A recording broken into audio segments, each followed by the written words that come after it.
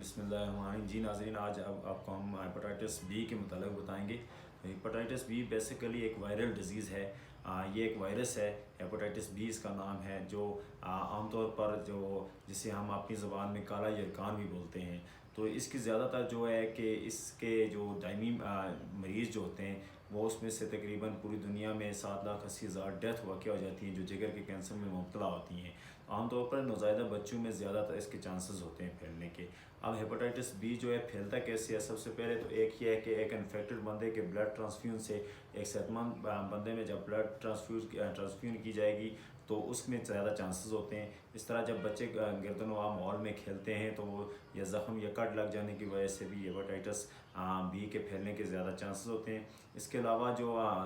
دوران نوزائیدہ بچے کی پیدائش جب ہوتی ہے، ڈیلیوری کے دوران جو انسٹیرلائزڈ جو انسٹرومنٹ استعمال کیے جاتے ہیں اس وجہ سے بھی ہیپاٹائٹس کا بی کا بچے شکار ہو جاتے ہیں۔ اس کے علاوہ جو ہے جسمانی رطوبتوں کی منتقلی کی وجہ سے یا استعمال شدہ سرنج جو ایک انفیکٹڈ بندہ ہے تو سرنج اس میں وہ استعمال شدہ سرنج ایک صحت مند افراد میں جب یا فرد میں وہ سرنج استعمال کیا جائے گا اس وجہ سے بھی زیادہ پھیلنے کے چانسز ہوتے ہیں۔ اب جو ہیپاٹائٹس بی ہے اس کی علامات کیا ہیں؟ ایک تو یہ عام طور پر ایسمپٹومیٹک ہوتا ہے، جس کی علامات ایسمپٹومیٹک کا مطلب یہ ہے کہ اس کی علامات ظاہر نہیں ہوتی ہے، اور جس کی علامات اگر بعض کا اس کی علامات ظاہر ہی ہوتی ہیں،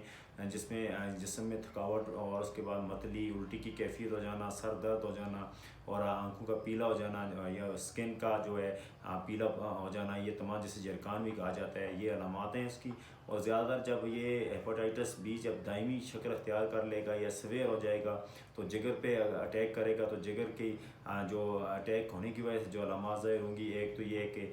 پیٹ کا زیادہ پھول جانا، خون کا بہنا یا دماغی کمزوری ہے۔ تو اس کی پیچیدگیاں کیا ہیں؟ ہیپاٹائٹس کی بیسیکلی اگر اس کی ٹریٹمنٹ نہ کی جائے گی، دائمی شکل اختیار کر لے گا تو ایک تو یہ جگر پہ کینسر کا موجب بنتا ہے اور جگر کا کینسر جگر کو ڈیمیج کر دیتا ہے، جس کی وجہ سے موت واقع ہو جاتی ہے۔ اب اس کی ہم پریونشن کی طرف جاتے ہیں کہ اس پوری دنیا میں ایک تو اس کی کوئی ٹریٹمنٹ خاص نہیں ہے، اس کی ایک پریونشن ہے جو تمام چیزیں جیسے پہلے ڈسکس کی گئی ہیں کہ